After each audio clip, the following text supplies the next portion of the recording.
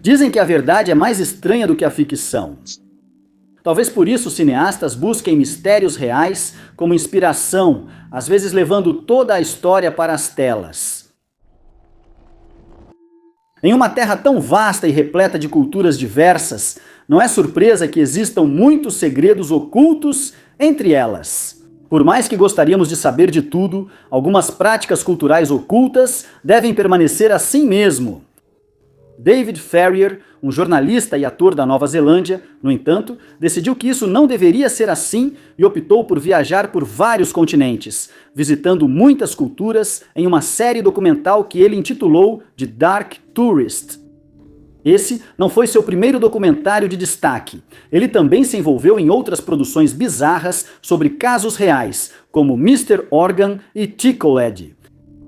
Com episódios explorando florestas assombradas e lagos nucleares, Dark Tourist ganhou notoriedade em 2018 EO. Farrier começa sua jornada na América Latina, onde conhece o capanga de Pablo Escobar na Colômbia, discutindo a história de ascensão do rei do narcotráfico.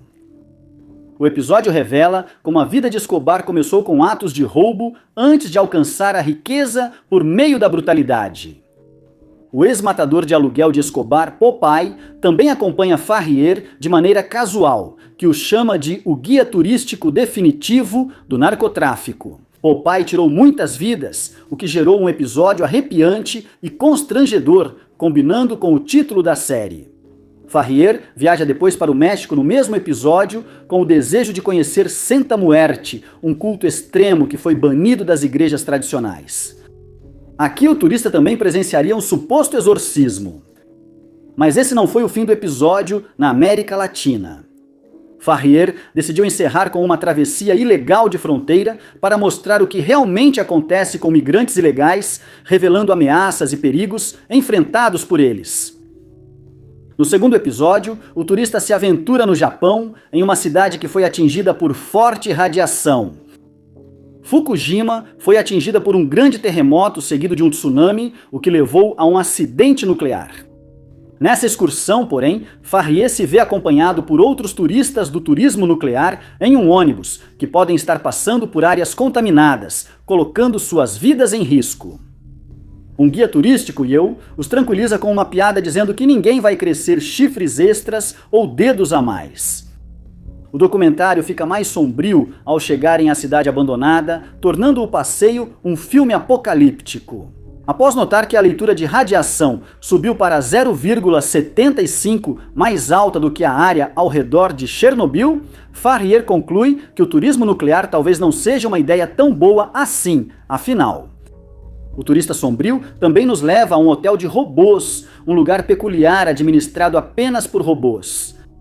Como atração especial, um dos robôs canta Brilha, brilha o estrelinha para Farrier à noite, uma canção de ninar que o faz adormecer.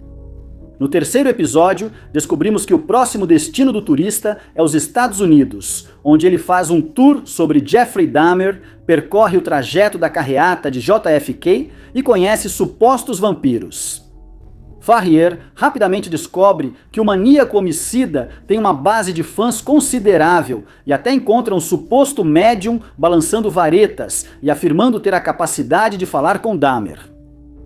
Enquanto viaja para Nova Orleans, Farrier tem outro encontro inesperado, desta vez com vampiros autoproclamados.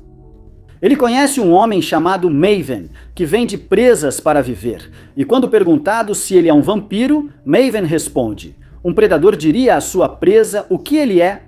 Com o avanço da série documental, Farrier percebeu que as aventuras nucleares continuavam e foi ao Cazaquistão para mais turismo nuclear, onde os níveis de radiação eram ainda maiores que os de Fukushima. Ele também visita um orfanato onde encontra pessoas com deficiências como resultado direto do evento nuclear. A Europa foi o próximo destino de Farrier, onde visitou uma cidade proibida e um museu perturbador. Na vila de Little Dean fica o Museu do Crime da Prisão, que é macabro e absolutamente perturbador, e já foi até descrito como um dos lugares mais ofensivos que qualquer turista pode visitar. Famagusta, a cidade fantasma de Chipre, a suposta cidade proibida, deixou um rastro de silêncio após a invasão turca de 1974. A outrora próspera cidade de 40 mil habitantes foi reduzida a zero. Depois de ter sido cercada, jornalistas foram proibidos de entrar, mas isso não impediu Farrier de investigá-la. Para sua próxima parada, o turista sombrio foi ao Sudeste Asiático para testar os limites da moralidade. O turista visita a capital vazia de Myanmar e presencia um ritual de colheita indonésio associado à floresta tropical de Toraja. A série documental nos leva por caminhos íngremes rumo ao macabro sem ser muito invasiva. O próprio Farrier aprendeu muitas coisas durante a jornada, destacando os vários aspectos perturbadores de diversas culturas e diferentes lugares do mundo. Em 2003, Bong Joon-ho lançou seu segundo longa-metragem como diretor, Memórias de um Assassinato. Em entrevistas após o lançamento, ele disse que imaginava em a pessoa que inspirou o filme na plateia, assistindo e julgando sua autenticidade. Isso porque o responsável pelos crimes do filme ainda não havia sido capturado. A resposta para os crimes não solucionados do filme só veio décadas depois. Memórias de um Assassino aborda os assassinatos não resolvidos de Hwaseong. Entre 1986 e 1991, mulheres e meninas na cidade de Hwaseong, Coreia do Sul, viviam com medo de um criminoso misterioso. Dezenas de pessoas foram atacadas e 10 pessoas perderam a vida.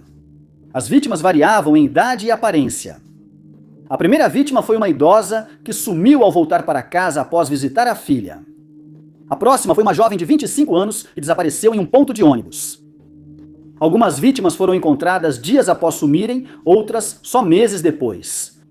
Mas o método de ataque foi o mesmo em cada caso, permitindo que a polícia ligasse a maioria deles. A investigação dos crimes foi uma das maiores da história da Coreia do Sul. Milhões de horas de trabalho foram gastas investigando o crime, coletando valiosas evidências forenses da cena do crime e entrevistando as vítimas que conseguiram escapar com vida. A polícia não conseguiu obter uma descrição detalhada do agressor. Tudo o que eles tinham era uma estimativa aproximada de sua altura, idade e porte físico. A tecnologia de DNA da época não permitia um perfil preciso do criminoso, mas o tipo sanguíneo ajudou a descartar alguns suspeitos. Milhares de homens foram entrevistados e investigados. A pressão para solucionar crimes levou a atitudes perturbadoras dos policiais.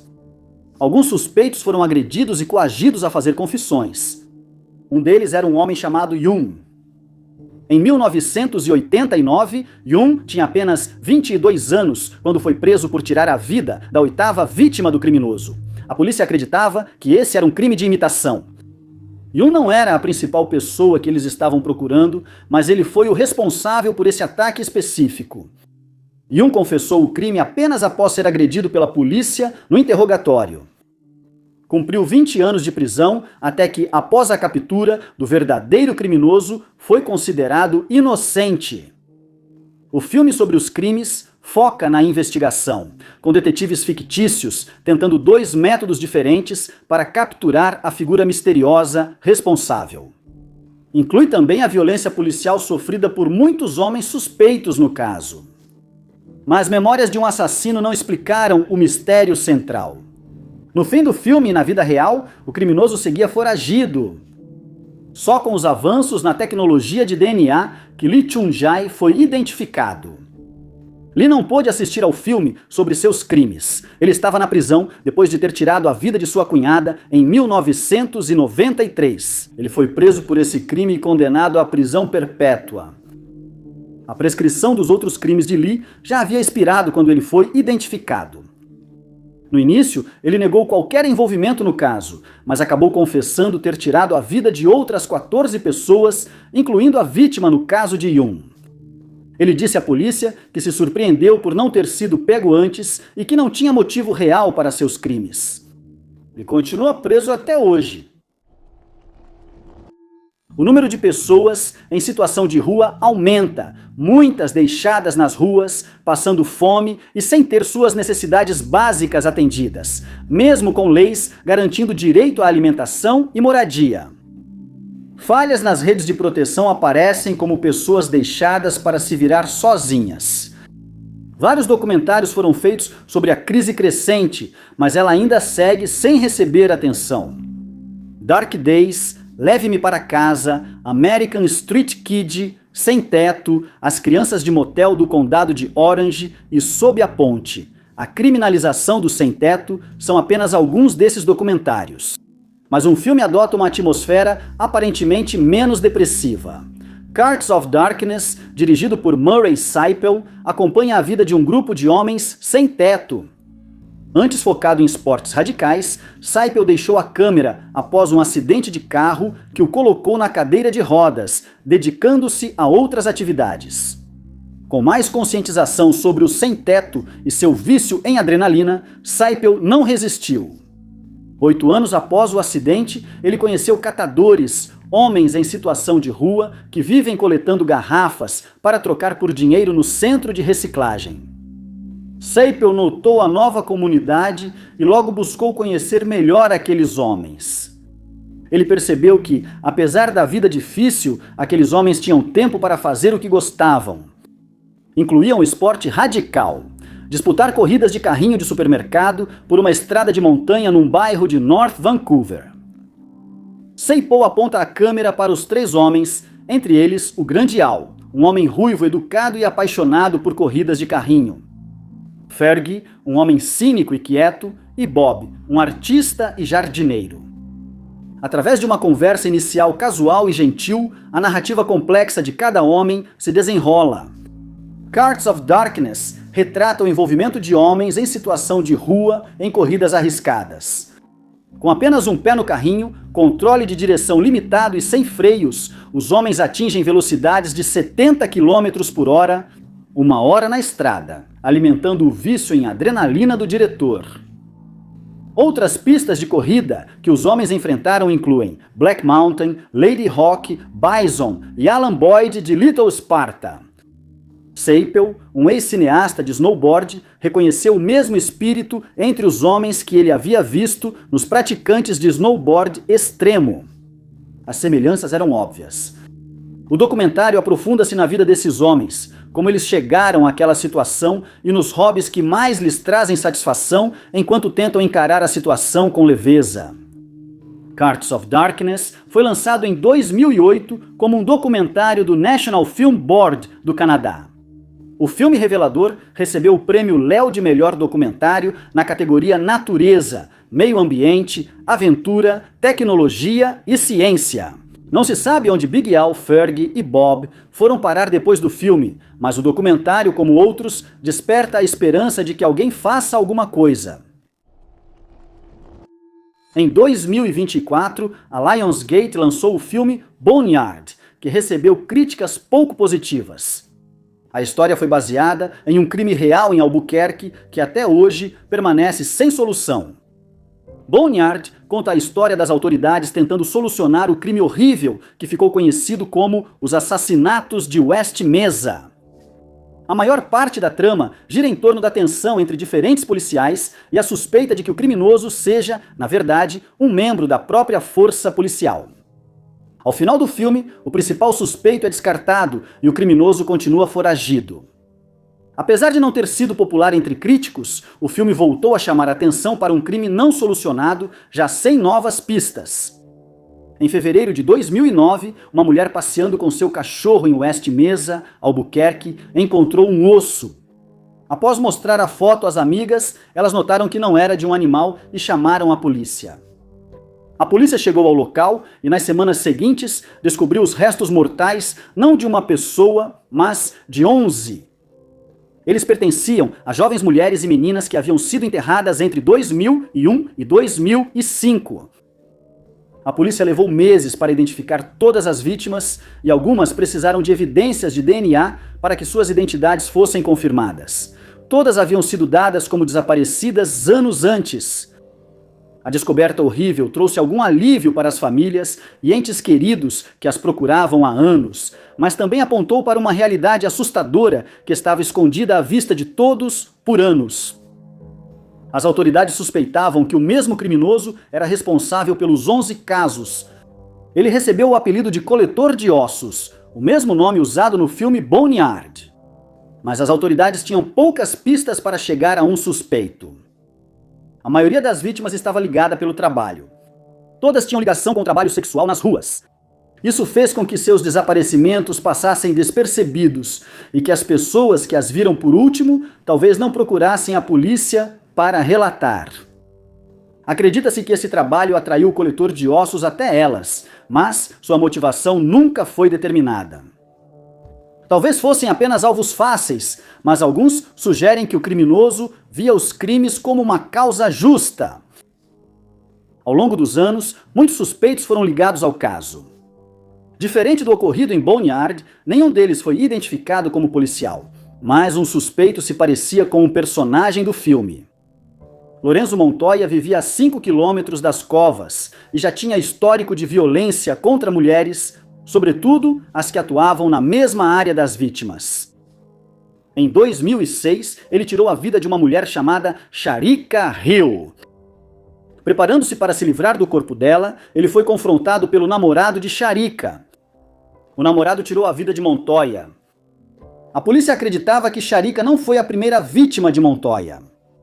Não havia nada concreto ligando ele aos casos de West Mesa, mas o fato de eles parecerem ter parado depois que ele faleceu só o tornava ainda mais suspeito. Mas os crimes podem ter continuado. Antes de acharem os restos mortais, a polícia fez uma lista de mulheres desaparecidas na região. Muitas mulheres foram encontradas em West Mesa, mas várias ainda seguem desaparecidas. O criminoso ou criminosos podem ter achado outro local para enterrar as vítimas, ainda não encontrado. Embora a crença popular seja de que um único criminoso seja responsável pelos crimes, também é possível que algum tipo de organização esteja por trás dos desaparecimentos e ataques. A polícia continua pedindo informações sobre este caso. Qualquer pessoa que tiver informações pode entrar em contato com a Força Tarefa da Rua 118 pelo número 18777658273. Carros serpenteiam por uma rua suburbana inglesa sinuosa na abertura e novamente no final de The Moon and the Sledgehammer. Ambientado nas áreas rurais de Sussex, o filme ganha um ar menos contemporâneo. Mas isso se deve aos personagens do documentário, a família Page, que levava uma vida pré-moderna, isolada e rebelde. Enquanto a câmera passa pelos carros em alta velocidade e a música pop toca ao fundo, ela avança para uma área arborizada à beira da estrada. A folhagem se agita e revela uma cena estranha, repleta de chaves inglesas gigantes, uma bicicleta abandonada e uma cabana de aparência primitiva. Os tranquilos cantos dos pássaros acima são interrompidos por um latido estrondoso, revelando o lar da família Page, onde não há eletricidade nem água encanada.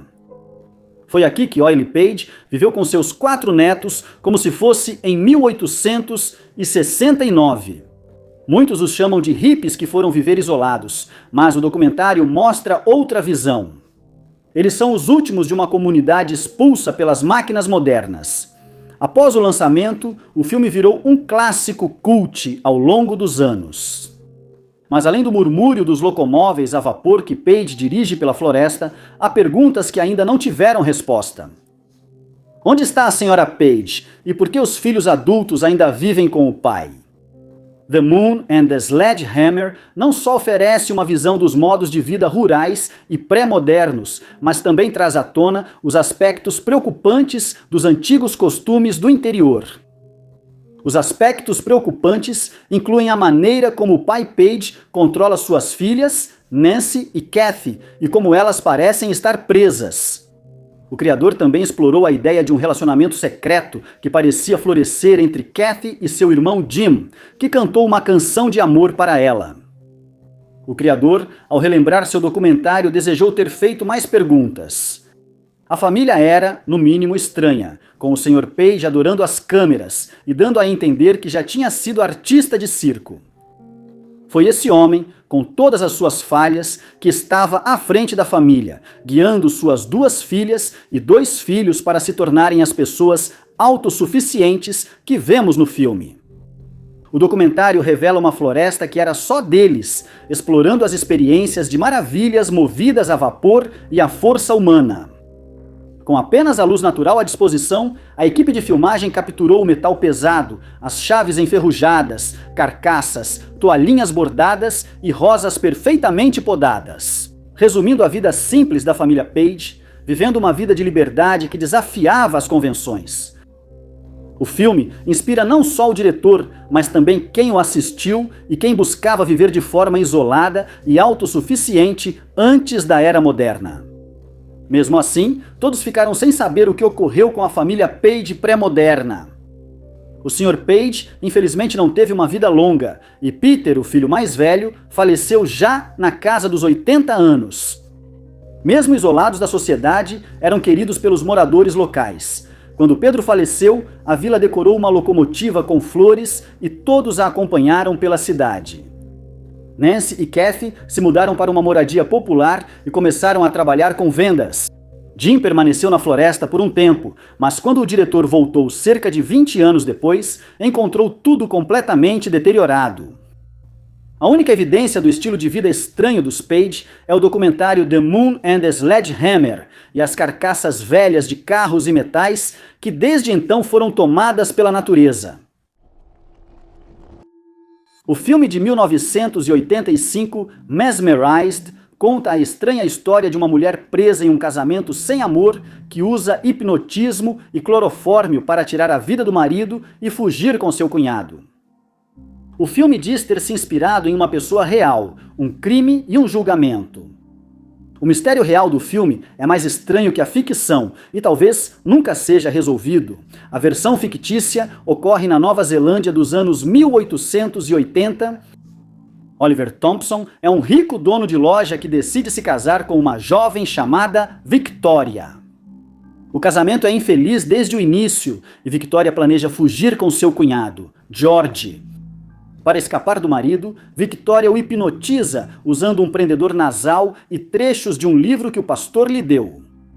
Enquanto está sugestionável, ela faz Oliver beber clorofórmio, o que acaba tirando sua vida. Victoria se torna suspeita e é julgada pelo crime, mas ninguém consegue explicar como ela fez o marido ingerir o veneno. Ela é considerada inocente e fica livre para fugir com George, como haviam planejado. Mesmerized oferece uma resposta para um mistério nunca totalmente solucionado. O mistério real aconteceu em Londres em 1886. A mulher em quem Victoria foi baseada não era uma órfã pobre, mas sim Adelaide Blanche de la Trémoille, a filha ilegítima de um francês rico. Ela era casada com Thomas Edwin Bartlett, 11 anos mais velho e dono de várias lojas. Os dois pareciam ser felizes, embora um pouco incomuns.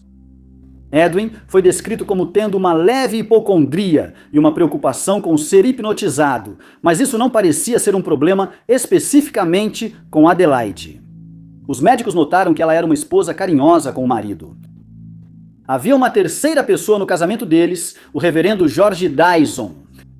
Dyson deveria ser tutor de Adelaide, mas eram muito próximos. Edwin decidiu que, caso morresse, Adelaide deveria casar-se com Dyson. Era um arranjo incomum, mas quem conhecia os três dizia que era uma relação perfeitamente platônica. Edwin tinha vários problemas de saúde. Uma ida mal-sucedida ao dentista o deixou com muita dor. Ele fazia tratamento para o problema, mas as gengivas continuavam inflamadas em dezembro de 1886. Adelaide pediu para Dyson conseguir clorofórmio para ela. Na época, a substância tratava várias doenças, mas era muito perigosa. Adelaide afirmou que o médico de Edwin desconhecia suas habilidades médicas, por isso não obteria as substâncias para ela. Dyson visitou 4 farmácias para obter a substância. Adelaide mudou sua história várias vezes sobre para que era o clorofórmio. Ela disse que era para tratar uma doença de Edwin, depois para ajudá-lo a dormir e, por fim, para evitar avanços indesejados dele. Mesmo tendo conseguido o clorofórmio, ela disse que não o usou. Na noite de 31 de dezembro de 1885, tudo parecia estar bem quando os Bartlett foram dormir. Edwin havia voltado de uma consulta no dentista e foi dormir sem nenhum problema. No início da manhã seguinte, Adelaide descobriu que Edwin havia falecido. Uma autópsia foi pedida. O pai de Edwin já suspeitava de Adelaide e chegou a acusá-la de ter um caso com seu filho mais novo. Ele retirou a acusação diante de um advogado. Ele acreditava que havia indícios de crime na morte de Edwin. A autópsia revelou quantidades significativas de clorofórmio líquido no estômago de Edwin, mas não havia danos em sua garganta ou laringe. Adelaide foi julgada pela morte de Edwin, mas a promotoria não conseguiu explicar como ela o fez ingerir veneno sem causar outros danos. Ela foi considerada inocente, mesmo o júri achando-a suspeita. Após o julgamento, os médicos pediram que Adelaide explicasse como fez isso, mas a verdade nunca foi revelada. O documentário de Terry Zwigoff, Crumb, estreou em 1994, rapidamente ganhando aclamação da crítica pela retrato sem filtros de um artista polêmico, Robert Crumb. O cartunista R. Crumb, como assinava, é ilustrador de histórias em quadrinhos da contracultura americana e satirista social. Ele é famoso por Fritz, o gato e senhor natural, com estilo influenciado por cartunistas antigos como Carl Barks. O documentário explora o fascinante mundo subterrâneo dos quadrinhos. Ele destaca o movimento de contracultura dos anos 60 e 70, lançando luz sobre as perspectivas não convencionais e as expressões artísticas do artista. Com sua abordagem sem filtros sobre o tema, junto com o talento de Crumb, o documentário se tornou uma peça importante no cinema e na arte underground. O mergulho na vida do cartunista resulta em um filme extraordinário, mas muito estranho. O documentário sobre Crumb foca não apenas nas obras de arte e quadrinhos, mas também na criação e na família, de onde começam a surgir algumas narrativas estranhas, principalmente sobre seus dois irmãos. O filme retrata seu protagonista como um excluído na escola, alguém que frequentemente se vê rejeitado pelas mulheres que adora, apenas para se tornar um grande sucesso anos depois. Com quadrinhos que apresentam alguns elementos explícitos e ofensivos, surgem perguntas sobre como eles chegaram a ser publicados em primeiro lugar. Esses elementos são criações da mente dele, que mantém a mentalidade de rejeitado. Durante as filmagens, que levaram 6 anos para serem concluídas, Zwigoff enfrentou vários desafios, um dos quais foi a resistência de Crumb em revelar certos aspectos de sua vida. Mas o documentário realmente revela as excentricidades de seus dois irmãos, Charles e Maxine, ambos artistas talentosos que também enfrentam alguns problemas pessoais. Muitos espectadores do documentário comentam sobre esses dois indivíduos peculiares, que são doentes mentais e parecem ser insanos a ponto de cometer crimes. O que mais chama-se a atenção dos espectadores é que o próprio Crumb parecia ter esse conflito interno que canalizava para seus quadrinhos. Sobre Charles e Maxine, ninguém sabe para onde foram seus conflitos internos. O cartunista, como muitos perceberam, se encontra preso na tênue linha entre o gênio e o insano, tornando-se um sujeito fascinante para um documentário. Um aspecto peculiar do filme também ficou marcado para aqueles que o assistiram. Era uma sede pirata feita por um dos irmãos que mostra como eles vão regredindo e enlouquecendo ao longo da trama. Essa parte do filme foi a mais assustadora, pois a sanidade dele parece ter sumido das páginas. Outro aspecto que se destaca é a tática que Crumb emprega durante algumas das conversas em família. Durante essas entrevistas, ele sorri ou ri na tentativa de aliviar a situação e redirecionar a conversa. O documentário também captura outro aspecto estranho da família Crumb. Durante essas entrevistas, cada membro da família parecia ter os mesmos maneirismos e voz, e até mesmo a mesma cadência na fala. Pensava-se que eram diferentes personas do cartunista, mas eram indivíduos muito reais, cada um dos quais contribuiu para a vida de Robert Crumb e seus quadrinhos bizarros. Sir Harry Oakes teve um fim perturbador em sua casa, nas Bahamas, em 1943. Seu caso se tornou um dos mistérios não resolvidos mais famosos da época e inspirou livros e filmes, incluindo o filme Eureka, de 1983. Quando foi lançado, Eureka recebeu críticas mistas. O filme incluiu elementos de voodoo que não existiam na história real e sugeriu uma solução para um mistério que nunca foi resolvido. Os fatos reais do caso Harry Oakes já são uma história fascinante. Oakes foi um milionário que fez sua própria fortuna. Ele enriqueceu no ramo da mineração, tendo abandonado cedo os estudos para ser médico.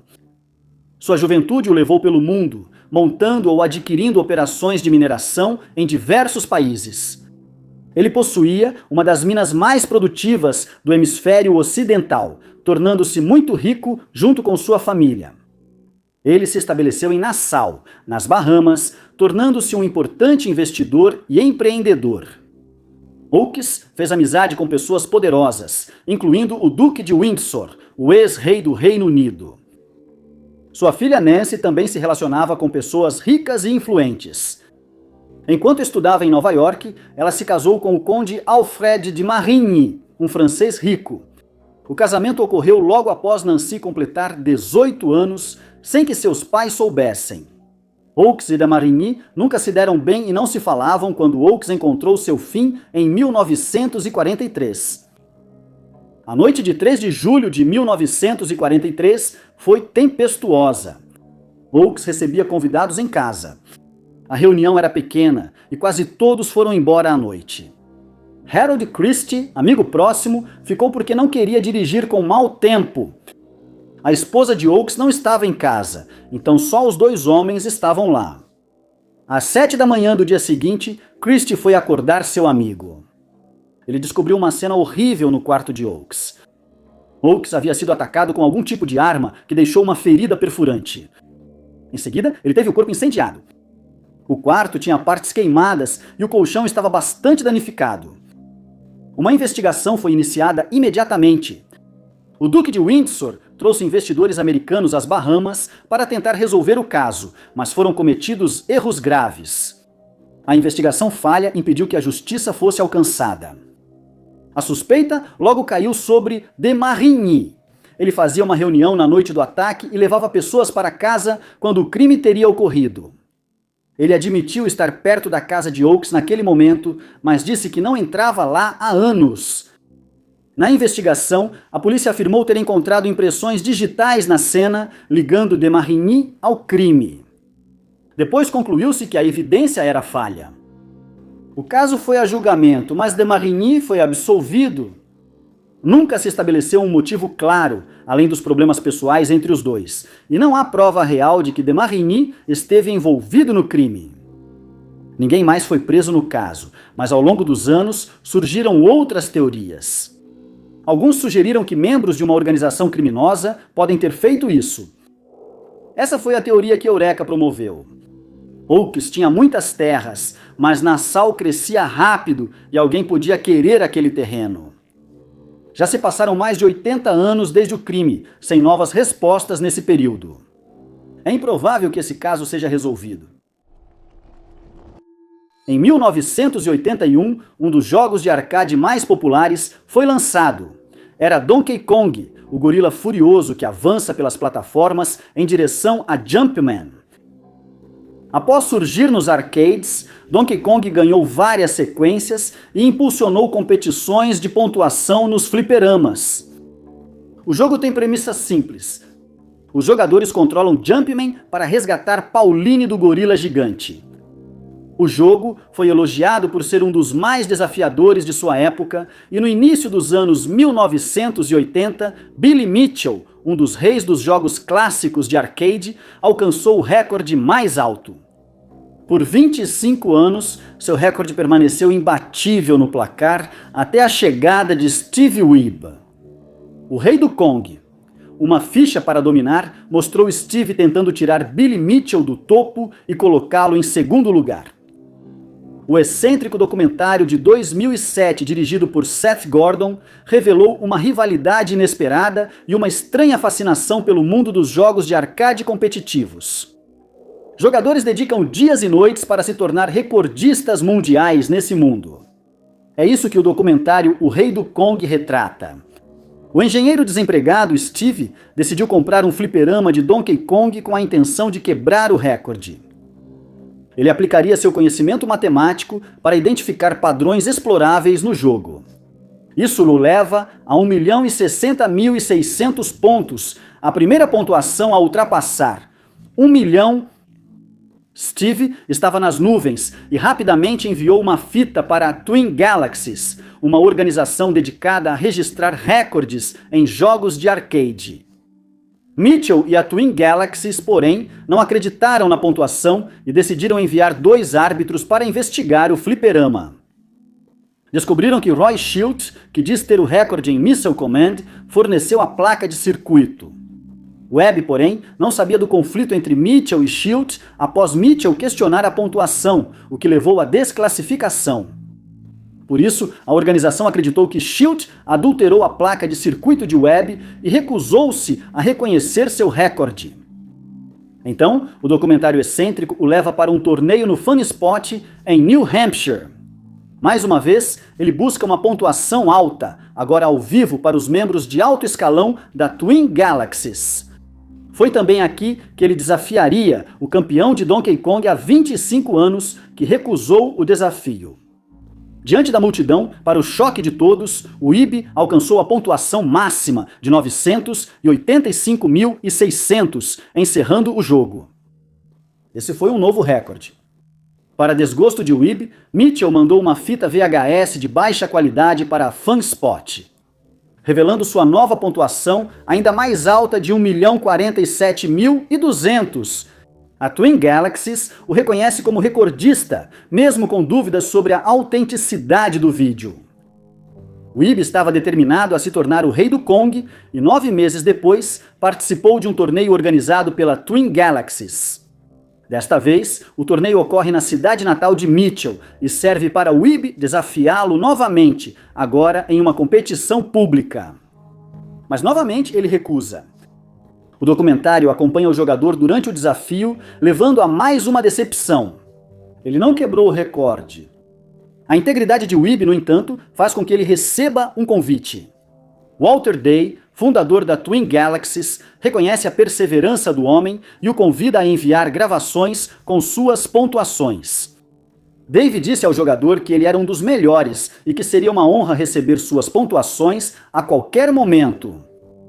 Esperava-se que o documentário terminasse com Webb conquistando o novo recorde, mas isso não aconteceu. O final de King of Kong mostrou ele com a família ao término das filmagens do documentário. O desapontamento estava no ar, mas Webb ainda estava feliz por ter conquistado tanto quanto conseguiu. 11 anos depois, em uma reviravolta, a Twin Galaxies descobriu que o recordista Billy Mitchell havia trapaceado. Isso fez com que o Webb se tornasse o novo detentor do recorde com 985.600 pontos, finalmente superando Mitchell e se tornando o Rei do Kong. Às vezes, pode ser difícil determinar quais histórias verdadeiras foram incorporadas em obras de ficção, especialmente quando a ficção é apenas inspirada em uma história real, em vez de ser baseada no evento histórico. De muitas maneiras, cabe ao público determinar o que vem da vida real e o que é simplesmente uma coincidência. Esta história trata de um médico respeitado que descobre que sua esposa foi brutalmente assassinada. A pessoa responsável é uma figura com uma descrição física incomum, mas é o médico quem é julgado no caso. Mesmo afirmando ser inocente, o homem é considerado culpado. O público de hoje pode reconhecer essa história como o evento que desencadeia o filme de 1993, O Fugitivo. Mas quem assistiu à série de TV em que o filme foi baseado, nos anos 1960, reconheceria isso como os eventos horríveis do caso Shepard.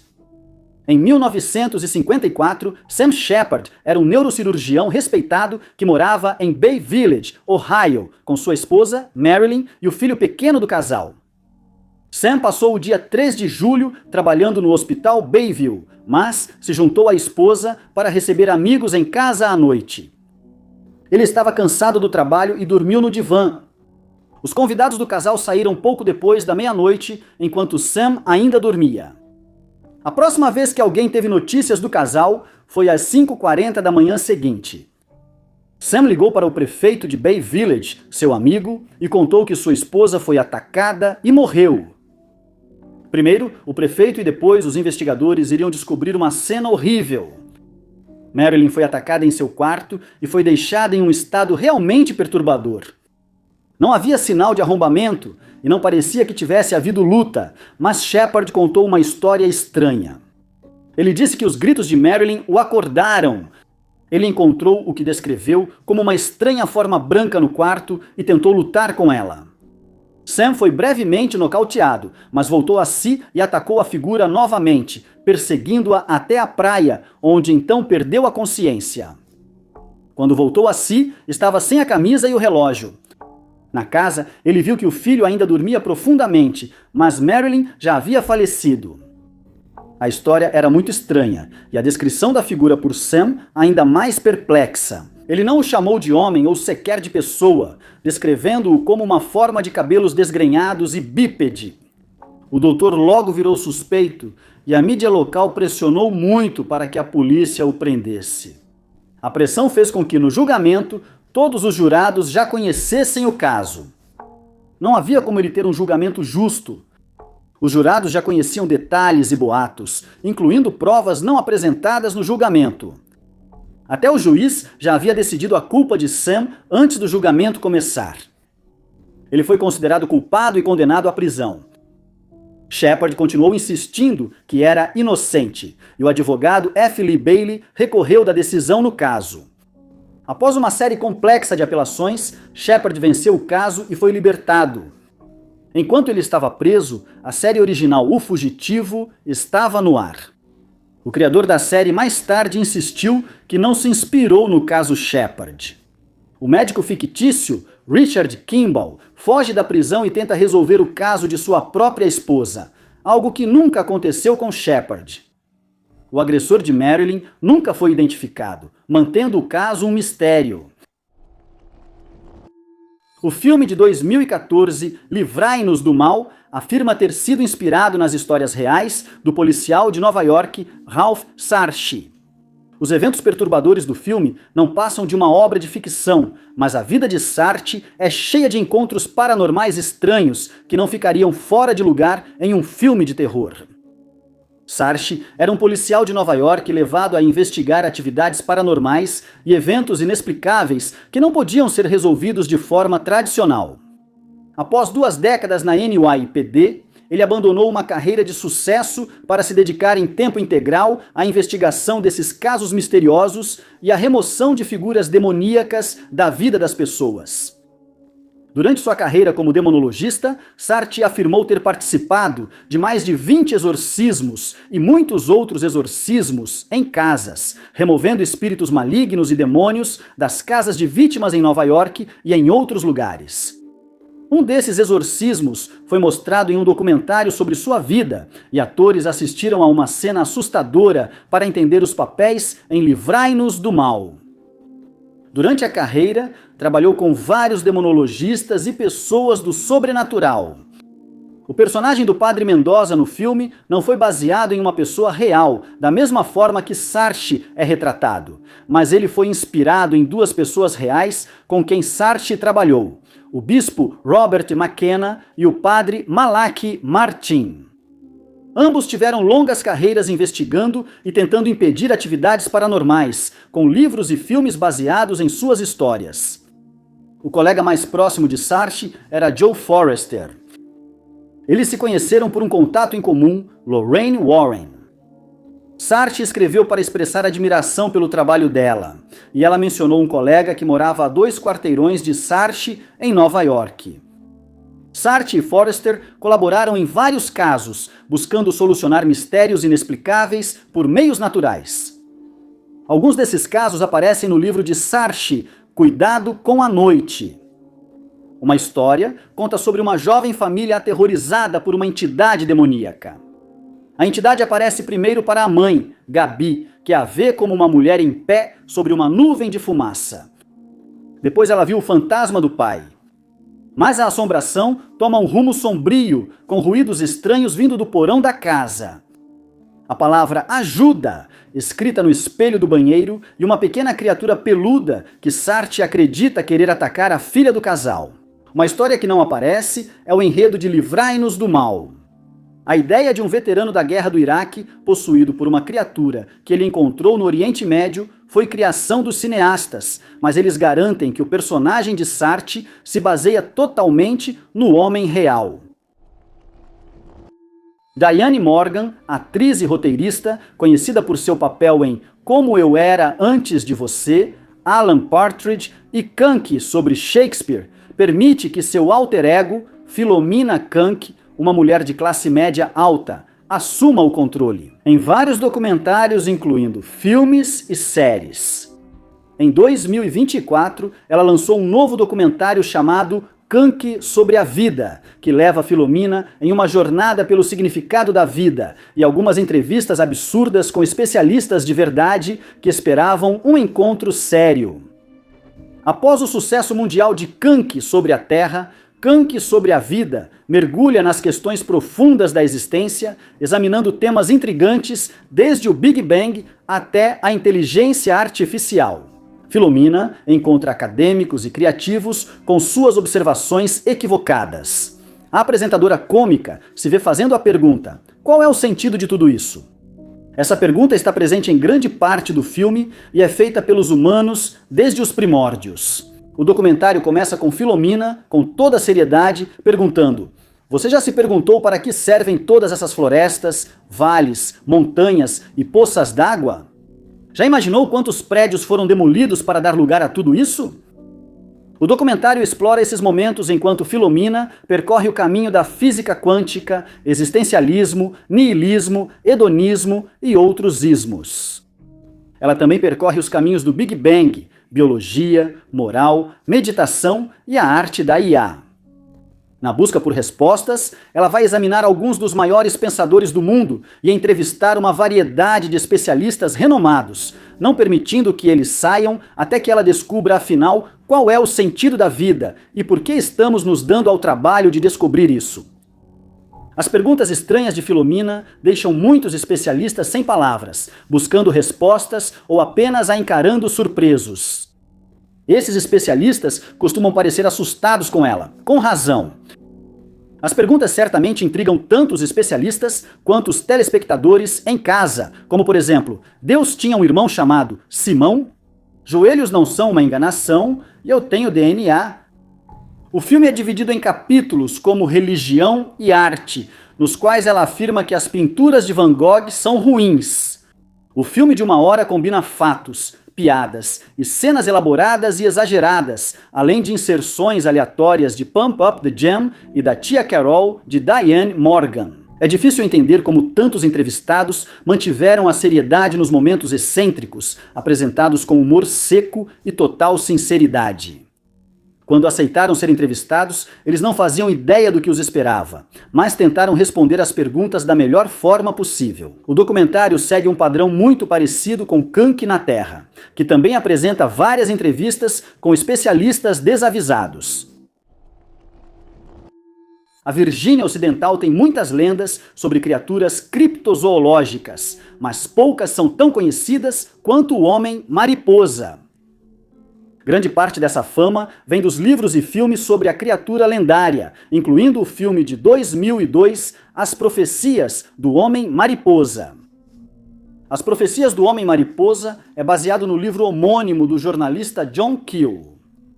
Como muitos filmes que afirmam ser baseados ou inspirados em fatos reais, As Profecias do Homem-Mariposa toma muitas liberdades artísticas. mas cumpriu o papel de apresentar a muitos os verdadeiros acontecimentos de 1966 e 1967 em Point Pleasant, Virgínia Ocidental. O filme acompanha o jornalista fictício do Washington Post, John Klein, que assume o papel de John Keel no filme. Enquanto viajava de Washington para Richmond, Virgínia, John de alguma forma se perde e acaba em Point Pleasant. Lá, ele descobre que os moradores são assombrados por uma criatura gigante alada de olhos vermelhos. Uma dessas testemunhas é um homem atormentado por vozes em sua cabeça.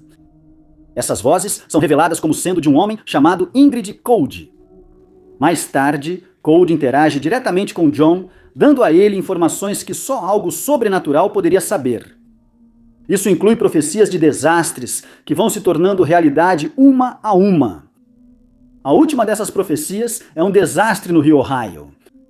Esse é o colapso da Ponte de Prata, um desastre horrível que no filme tira a vida de 36 pessoas.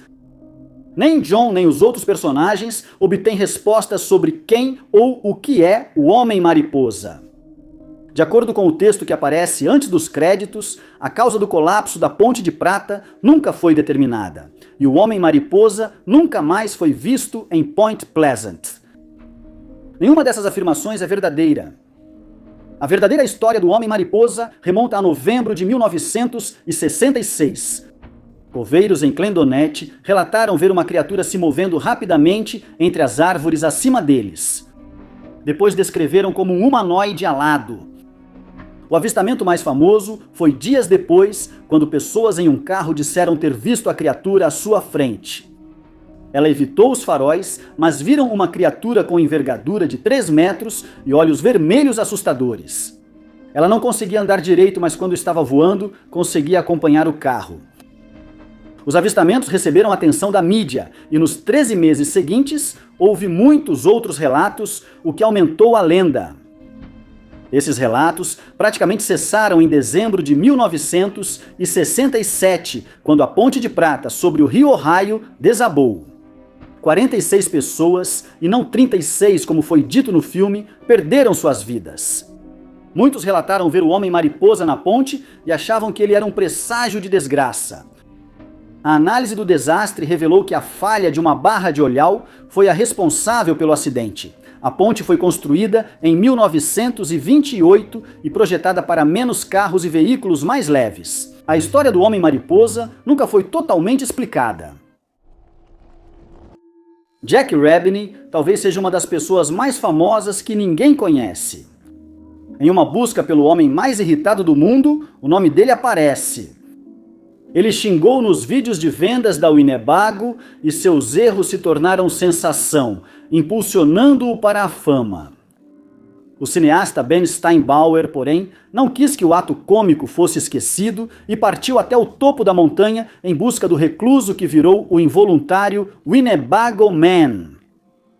O documentário de mesmo nome revela a história de Rabiney, cujos acessos de raiva, recheados de palavrões, foram todos gravados em vídeo, circularam em fitas VHS e se tornaram um fenômeno da internet em 2005. Mais de 20 milhões assistiram aos vídeos, considerados um dos primeiros e mais engraçados virais de todos os tempos. Enquanto está em sua jornada para localizar o Winnebago Man, Steinbauer, que ficou obcecado pelo vídeo viral, documenta suas descobertas, lançando tudo como um filme documentário em 2010. Por meio de pesquisas, o cineasta encontra a equipe original do vídeo, que relata que essa gravação foi extremamente frustrante para todos. Os erros de gravação, apesar de engraçados, causaram a demissão de Rabiney, que nunca mais foi visto. A insistência de Steinbauer resultou na contratação de um detetive particular para encontrar o Winnebago Man. O documentário mostra que Rabiney vivia como eremita em uma montanha isolada na Califórnia. A equipe foi lá visitar o infame ex-vendedor de veículos recreativos. Lá, Steinbauer fica surpreso ao descobrir que Rabiney é calmo e articulado, sendo um grande contraste com o indivíduo boca suja e irritado que ele parece ser nas gravações. Rabiney conta ao cineasta que ficou indiferente e até um pouco divertido com o vídeo e sua popularidade. Steinbauer voltou para casa decepcionado. Essa revelação não renderia um bom documentário. Mas apenas uma semana depois, Rabiney entra em contato com ele e admite que não foi sincero durante o encontro deles. Ele revela que na verdade estava irritado com o vídeo e que não queria ser lembrado dessa forma. Aqui soubemos que o Winnebago Man já foi apresentador e editor de notícias, mas saiu do setor pelo declínio das notícias reais. O documentário nos leva a um segundo encontro entre os dois, mas Rabiney desaparece por um tempo enquanto faz uma caminhada. Quando Steinbauer finalmente vai à casa para uma segunda visita, Rabiney revela que é legalmente cego. Nesse encontro, entrevistas eloquentes, mas cheias de palavrões, são feitas com Winnebago Man, que desabafa sobre discursos políticos e temas que o irritam, como o Walmart. Apesar de ser o documentário de Steinbauer, a presença de Rabiney diante das câmeras o fez virar estrela novamente. O documentário Winnebago Man chegou ao topo das paradas, com o homem mais irritado do mundo sendo visto como um herói. O desaparecimento de Jimmy Hoffa é um dos mistérios não resolvidos mais infames da história do FBI e do crime organizado. A maioria concorda que o chefe sindical morreu, mas nunca se descobriu quem foi o responsável. O filme de Martin Scorsese, O Irlandês, oferece uma resposta para esse mistério. O filme de 2019 foi baseado no livro Ouvi Dizer que Você Pinta Casas, que foi escrito pelo advogado de Frank Sheeran e baseado em longas entrevistas com o mafioso. Sheeran entrou para o crime organizado depois de servir na Segunda Guerra Mundial. Segundo a biografia, ele atuou como capanga e matador para uma família do crime na Filadélfia, o que o levou a conhecer Hoffa. Hoffa ficou famoso como líder da Irmandade Internacional dos Caminhoneiros. A organização era o sindicato mais poderoso dos Estados Unidos e tinha ligações tanto com figuras políticas influentes quanto com atividades da máfia. O fundo de pensão do sindicato era usado para financiar negócios da máfia, como cassinos em Las Vegas. Como retratado no filme, Hoffa procurava Sheeran quando precisava que rivais fossem eliminados. Sheeran disse ter cometido assassinatos a pedido do chefe do sindicato. Os dois eram amigos e Hoffa era próximo da família de Sheeran. Em troca de sua ajuda, Hoffa ajudou Sheeran a obter um cargo no sindicato. Mas certos inimigos de Hoffa não podiam ser eliminados facilmente.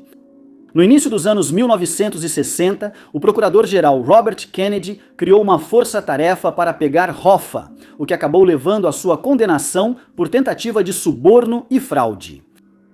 Durante sua prisão, o assistente executivo Frank Fitzsimmons assumiu como presidente interino. Ele tinha laços com famílias do crime, assim como Hoffa.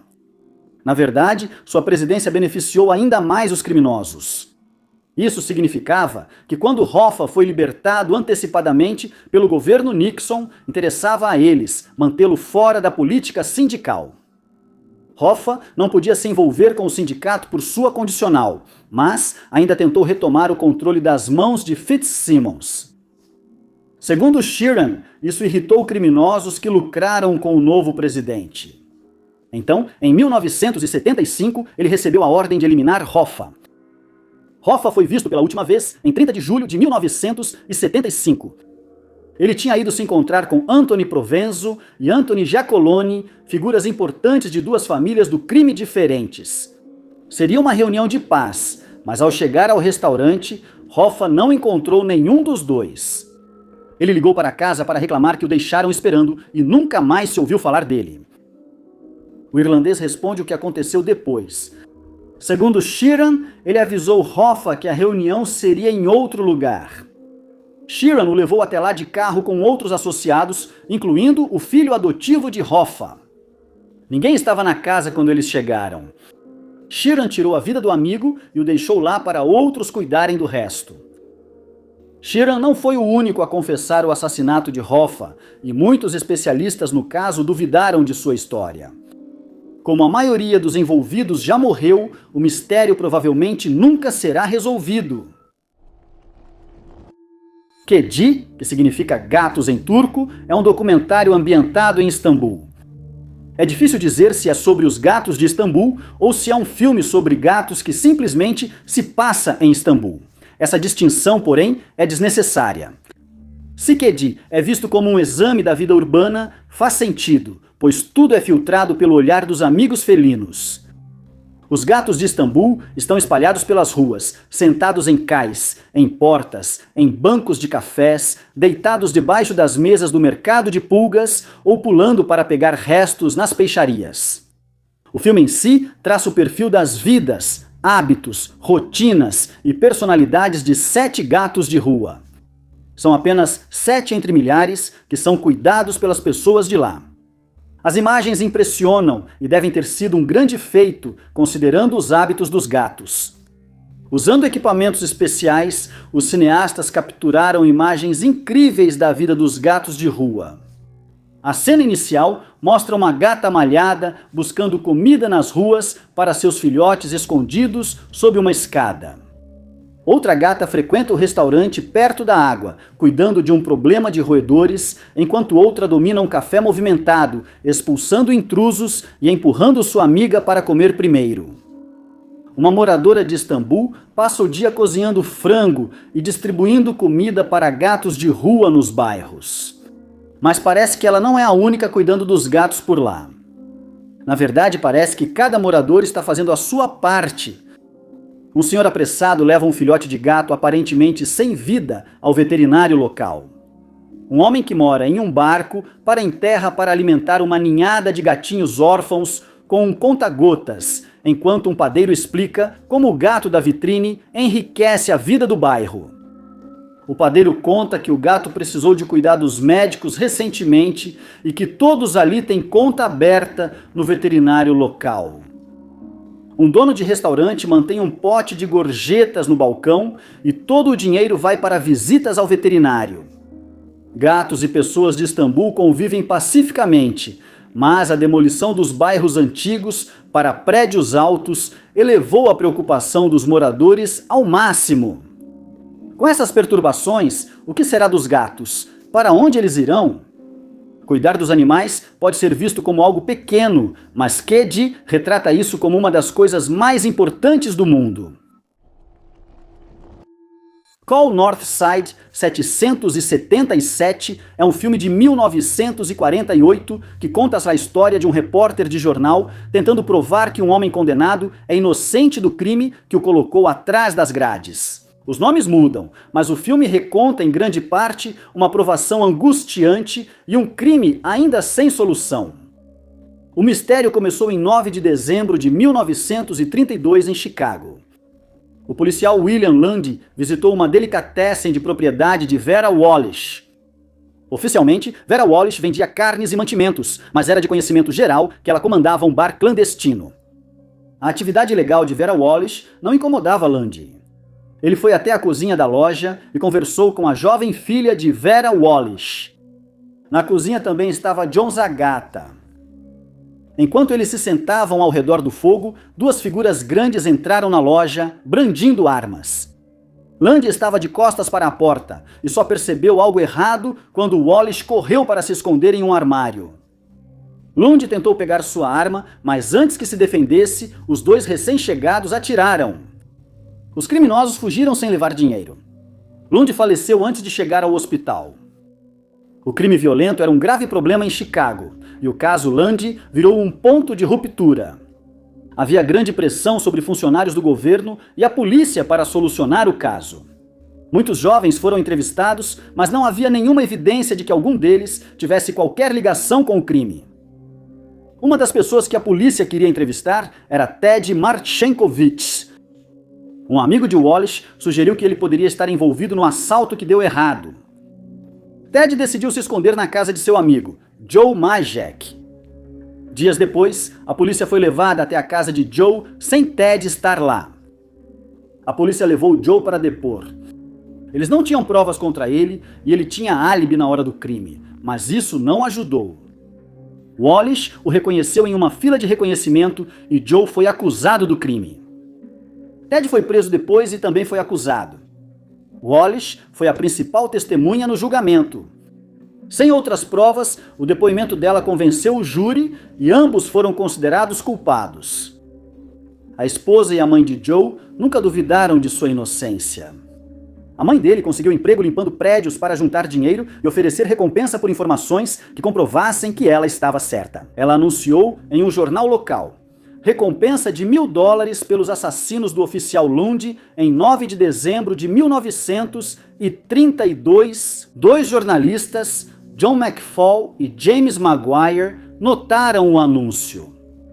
Suspeitaram de uma história de interesse humano e entrevistaram a mãe de Joe, investigando o caso mais a fundo. Wallace disse inicialmente à polícia que não conseguia identificar os criminosos. Zagata afirmou não ter visto bem os criminosos, mas acreditava que teria visto mais do que Wallace, pois ela se escondeu em um armário. Zagata não acreditava que Joe e Ted fossem os criminosos responsáveis, e o juiz que presidiu o caso também não. A polícia ameaçou prender Wallace por contrabando de bebidas se ela não ajudasse a encerrar o caso, e ela identificou os homens que lhe mostraram. Foram mais de 11 anos após a condenação inicial, mas o trabalho do jornalista trouxe atenção suficiente para que Joe fosse perdoado. Ted permaneceu atrás das grades até 1950, quando foi legalmente inocentado. Os Estados Unidos abrigam o crescente movimento da Terra plana, uma comunidade que acredita que a Terra tem formato de disco, não esférica. A Sociedade dos Terraplanistas ganhou tanta notoriedade que foi necessário fazer um documentário para revelar os bastidores e detalhes da conspiração. Em 2018, o diretor Daniel J. Clark lançou Além da Curva, que detalha as várias perspectivas de teóricos da Terra plana, de destaque como Patricia Steere e Mark Sargent. O documentário também conta com as opiniões de astrofísicos da UCLA e da Caltech. Além da Curva não é um filme que zomba daqueles que entendem que a Terra é uma esfera, mas sim explora a tendência humana de construir nossas próprias realidades além do senso comum e da lógica. Ele explora a psicologia por trás da crença em tais teorias da conspiração, tendo especialistas e entusiastas como foco central. Clark, em vez de ridicularizar quem crê que a Terra é uma bola girando no espaço, faz um documentário afetuoso com os que defendem que o mundo é um disco. O filme foca principalmente em Mark Sargent, um membro ativo da comunidade da Terra plana, onde ele discute sua interpretação da teoria e seu papel como defensor. Além da Curva começa com Mark, vestido com shorts, camiseta e boné, em sua casa na ilha Weedy Bay. Ele questiona por que não vemos a curvatura se o mundo é um globo. Como fã de Monty Python, ele acha que talvez vivamos em um terrário ou set de filmagem, como Jim Carrey em O Show de Truman. Mark acha que fomos levados a acreditar que a nossa realidade é verdadeira. Ele fala sobre controladores misteriosos e como a NASA está no centro da fraude. Mesmo com uma abordagem humanista inicial, Clark percebe que seus personagens podem ser perigosos para si e para outras pessoas que eles influenciam na sociedade. O filme logo se torna um documentário que destaca a fragilidade dos sistemas de crença. Também é apresentado em Além da Curva um trecho real da Conferência Internacional da Terra Plana, que foi realizada na Carolina do Norte e atraiu centenas de participantes de todo o mundo.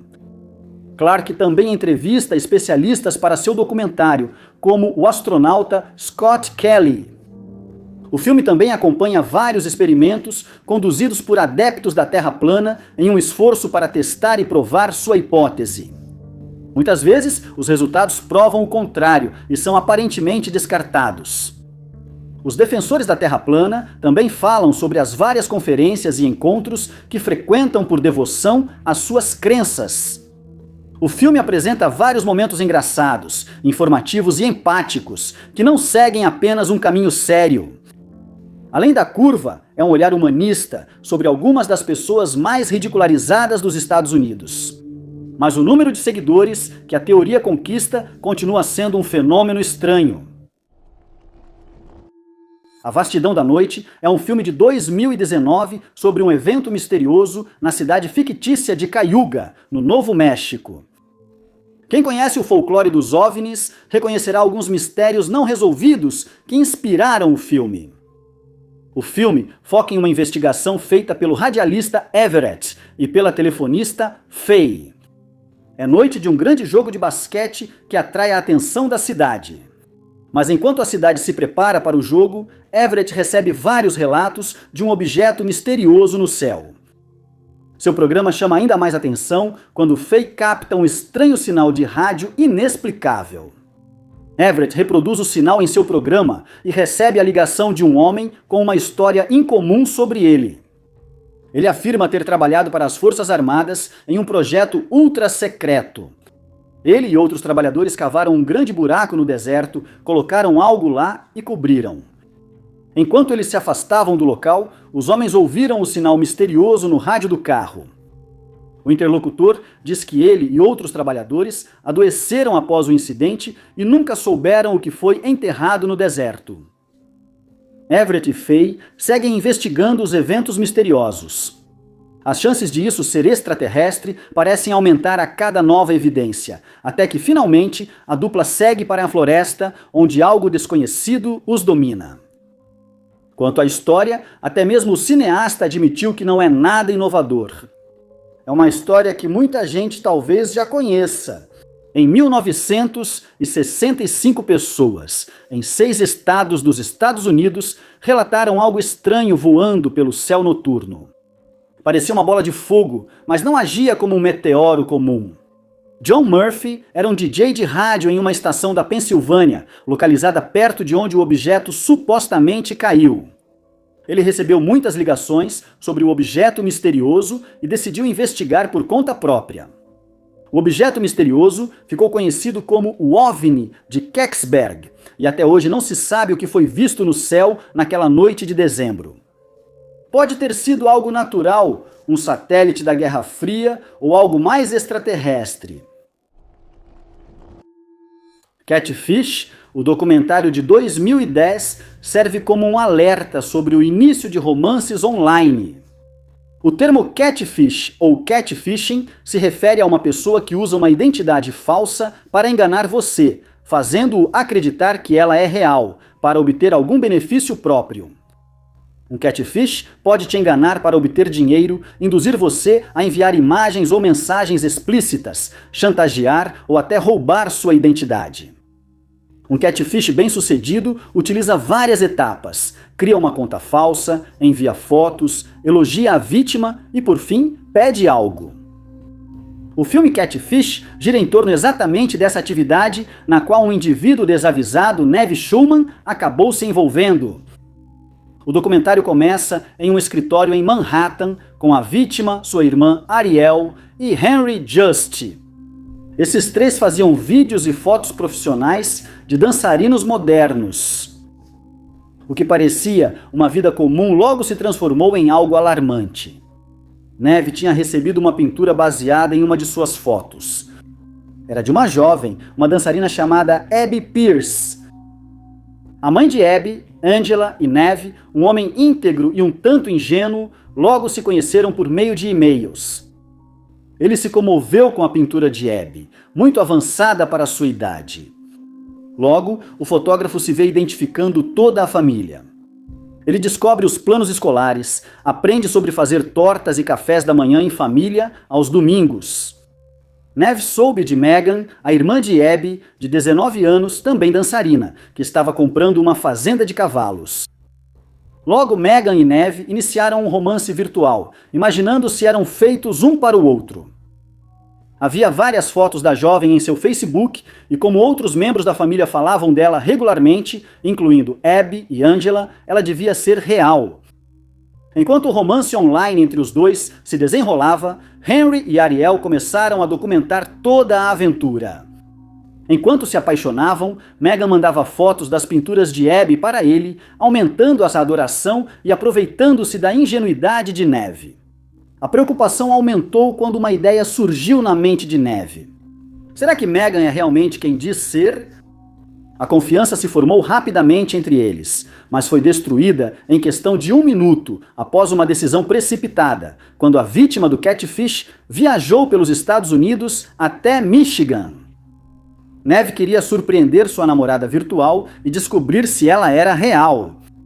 Ao chegar à cidade rural, a equipe encontrou algo realmente assustador. Cada interação que Neve teve com a família Pierce era apenas uma invenção. Megan, Abby e Angela foram personagens criadas pela própria Angela, mãe de meia-idade com 2 filhos deficientes que exigiam cuidados contínuos. Angela, uma mulher solitária e blogueira, aproveitou o cuidado e carinho de Neve por ela. Seu mundo desabou ao descobrir que a mulher por quem se apaixonou não era real. O documentário destaca o problema do roubo de identidade e falsa identidade. Também mostrou como foi fácil para Angela roubar o trabalho de outras pessoas na internet, incluindo músicas que ela enviou para Neve, que ela pirateou do YouTube, e as supostas pinturas feitas por Abby, que ela pegou do blog de Prunila Pramberg.